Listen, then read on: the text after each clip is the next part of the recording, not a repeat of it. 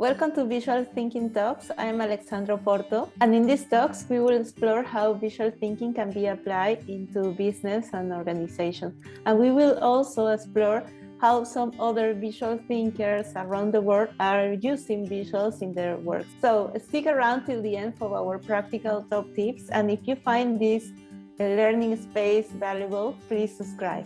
Today, to discover how can we apply visual thinking into business, I'm happy to welcome Carsten Lützen, who is an Agile coach for the Lego Group, and also he's a founder of Agile Ideas. Welcome, Carsten. Can you tell us more about yourself?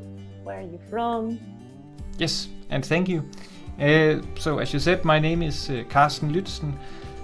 I work at the Lego Group and have been doing so for 7.5 years, I think. My background is actually as a computer scientist, so I did my master thesis within chem informatics, but then I got quite fond of the agile way of working and helping other teams to do that.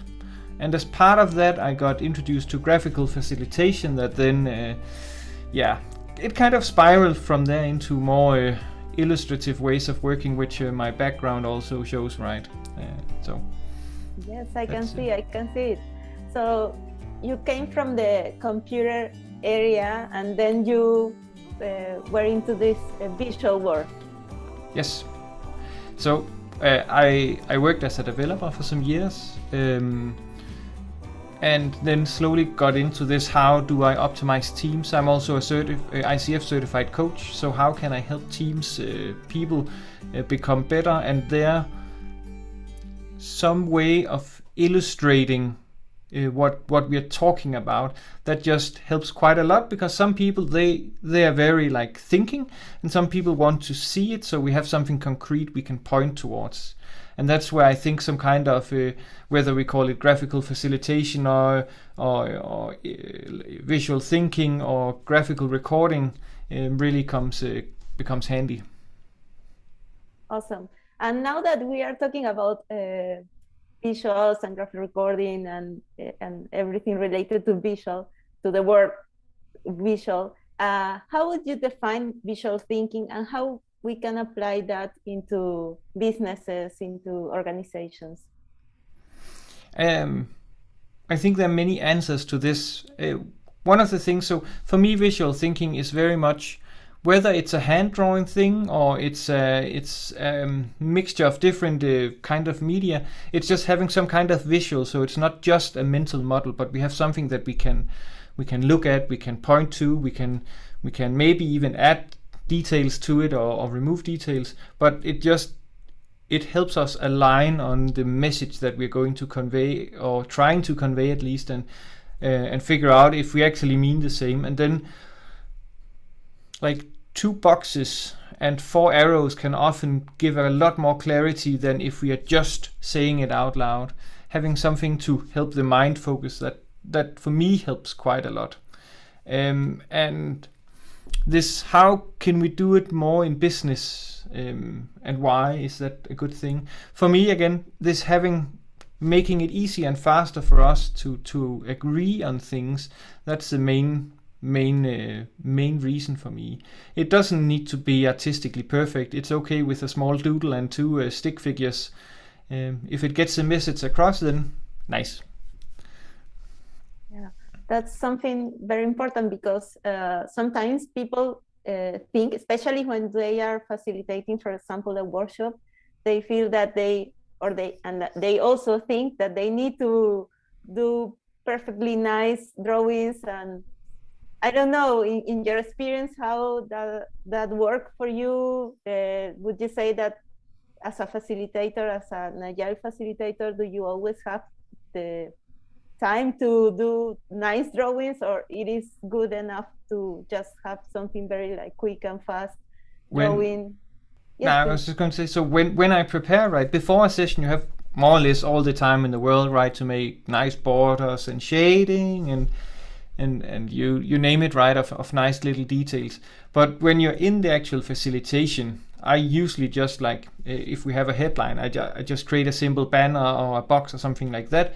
Then if there is a break, I'll put on some colors to make it more nice. And if we are to hang it on the wall, which I usually do, so we can always find it again.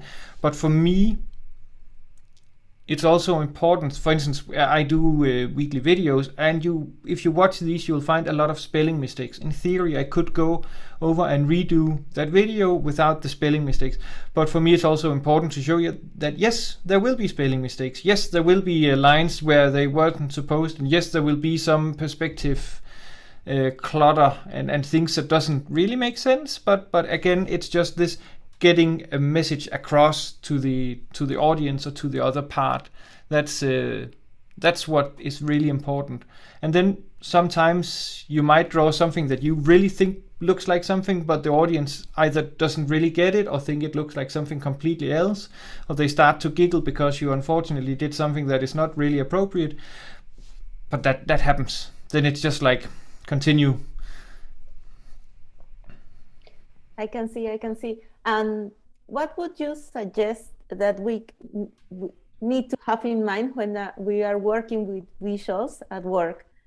I don't know, in your experience, what would you suggest that it is very important, and what other things maybe is okay that kind of things happen? To me, the most important two things. One thing, everybody can draw. The other thing is, don't stress about it. A lot of us, when we go to the whiteboard to sketch an idea, we start to stress.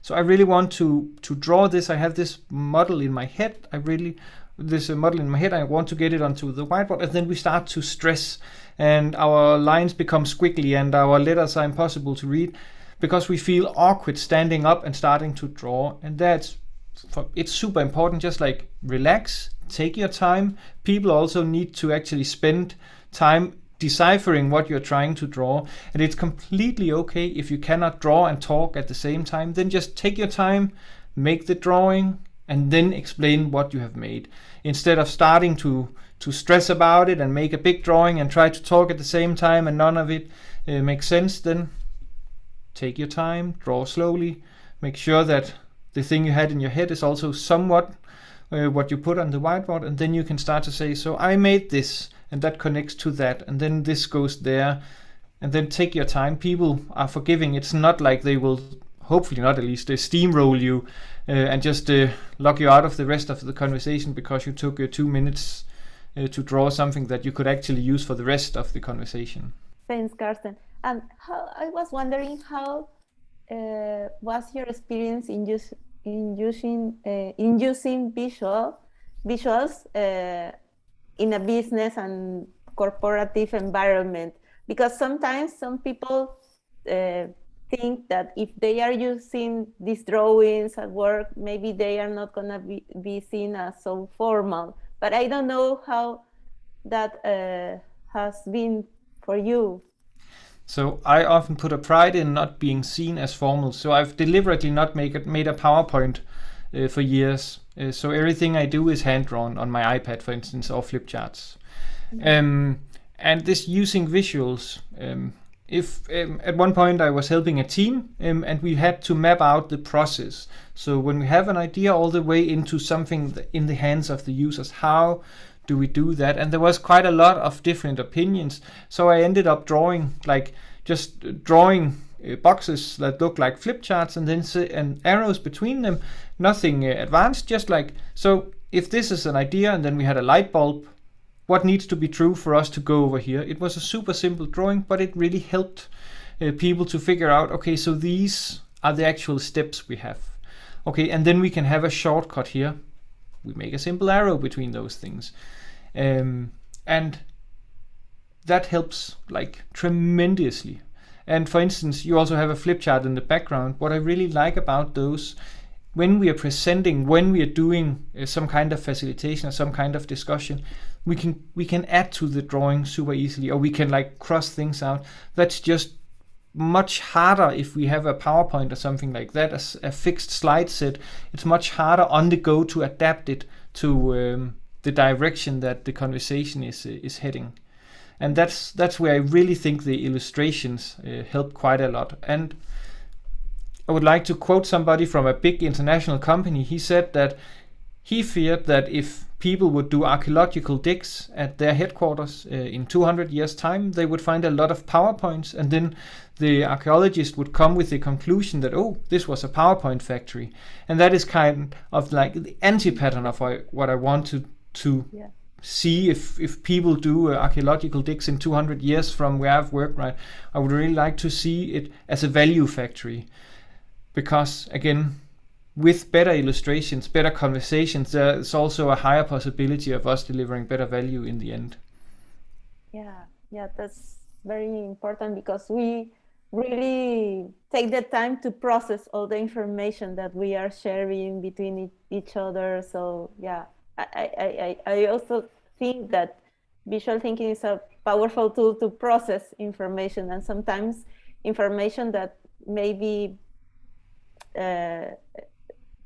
abstract or not so easy to digest.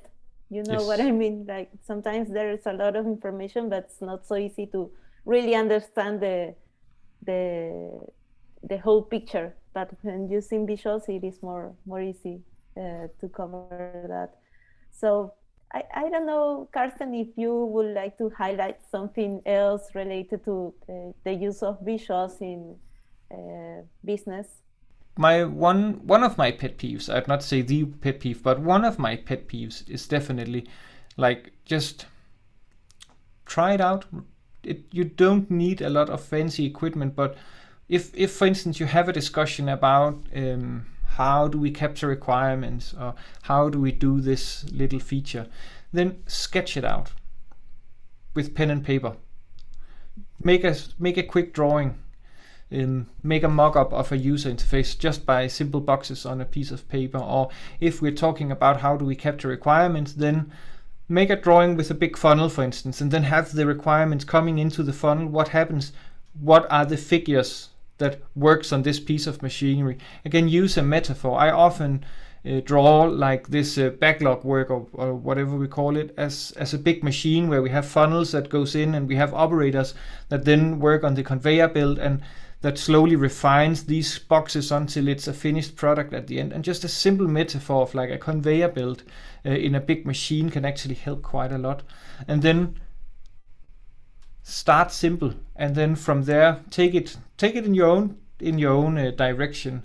And I have at least not openly seen people look down on this kind of illustrations. They often see it as a refreshing experience compared to the standard illustrations that you see with radars and boxes and stuff like that. Then it just adds some personality, and people tend to remember it better. Yeah, that's true. For example, you have a very nice YouTube channel about different. You cover different topics by and explaining this information with visuals. Can you tell us more about that really nice channel? So I post a clip every single week and have been doing for 4 years, and there are many reasons. One of it is because I like to learn, and this requires me to learn something new that I have used and can share every week. And another reason for it is a lot of the things you find on LinkedIn or you find on social media is super polished and super nice. My videos are deliberately like recorded on my phone, and you see me with my flip chart in this room, and it's one take, so there will be a lot of and stuff like that. But again, it doesn't need to be perfect to get the message across. I also try to keep it in a language. I try to explain it in my own words, because that's sometimes some of the concepts are a bit abstract, and I found them difficult to understand in the beginning, and then saying it out loud, knowing them well enough to actually share it, that helps quite a lot. And I always have my flip chart. It's very few videos I've made without the flip chart. It's often if I do some stupid jumping or stuff like that.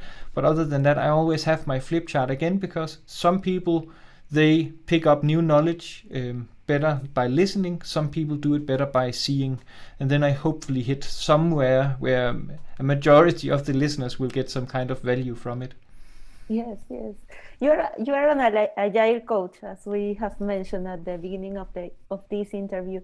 I was wondering, how was your experience in working with teams as an agile coach and having this tool, this visual tool?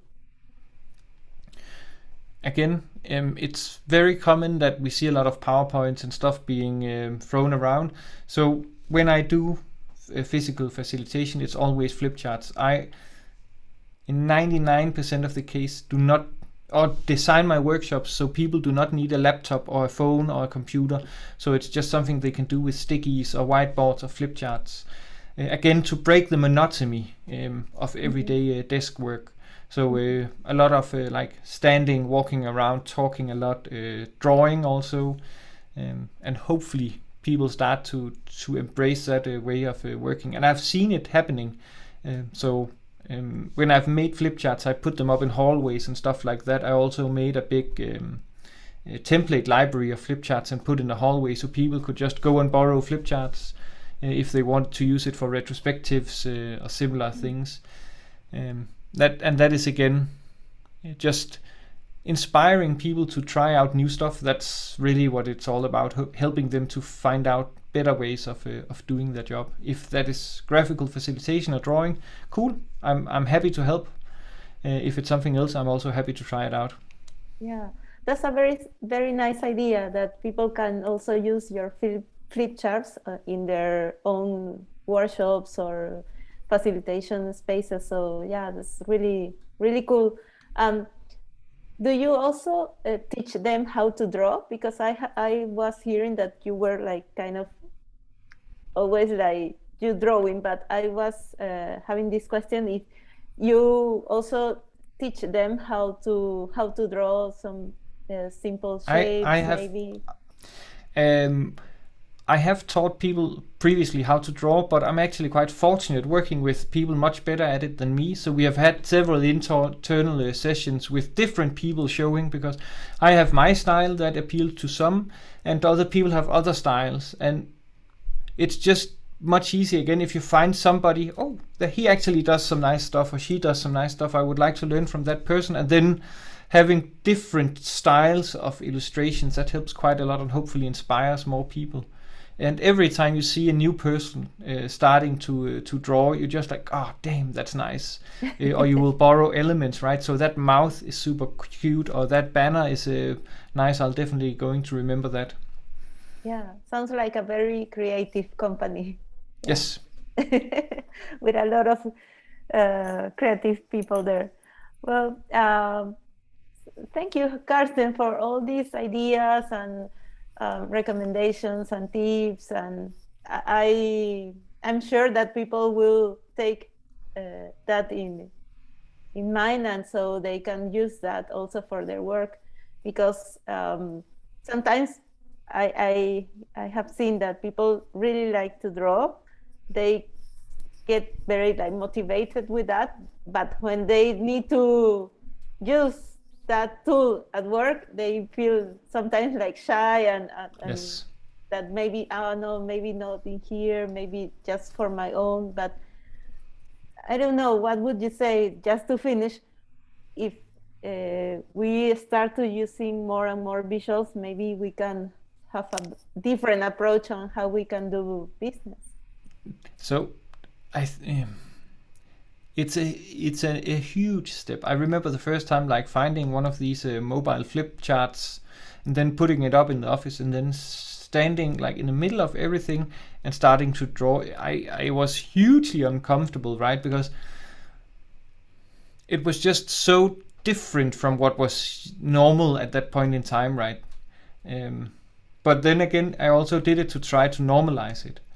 And I started, the first many things I did was like sitting at my desk, right, and then with a piece of A3 paper or something like that, then drawing focus points or sprint goals or whatever, but still in not that big format and not something that was like that visual, standing in the middle at a high table with a big flip chart. but slowly I grew the confidence to do it, and people started to appreciate it. It's also in some offices people will look very strange if you like sit back and start to read a book. But again, we also need to focus on learning, and it's the same with drawing. It's also a skill we need to train, and muscle memory is a big part of it, especially if we are going to do graphical recording. So like drawing when people are talking, then you need a lot of muscle memory to have a fixed set of people, stick figures, arrows and stuff like that you can quickly whip out. Yeah, that's true. So what I am taking from today is that we need to just start to be courage enough to start like using visuals at work, and that's it. Yeah. Yes. So again, thank you so much for your time. I know you're doing a big effort to be with us today, but yeah, because it is late over there. But anyway, I really appreciate that, and thank you so much for your time. You're welcome, and thank you also for helping pushing visual thinking right and that way of working. So that's quite nice. The more the merrier. From this really interesting interview we just had with Carsten, our practical top tips are: visual thinking helps us to align the message we need to convey. Also help us to easily and fast agree on things. As a visual facilitator, it's completely fine if you cannot draw and talk at the same time. So remember, take your time to draw, to slowly draw. Another thing is that visual helps us to have better conversations, and that allows us to deliver better value for our users, for our clients. Try it out. You don't need very fancy stuff. You just need pen and paper to start sketching your ideas and sharing information so people can have a better understanding of what you are talking about. And finally, there's not gonna be a perfect starting point. You just need to start drawing at work, to have that courage to take the marker on your hand and start sharing information while you are drawing. If you found this space valuable, please subscribe. See you till the next interview. Bye-bye.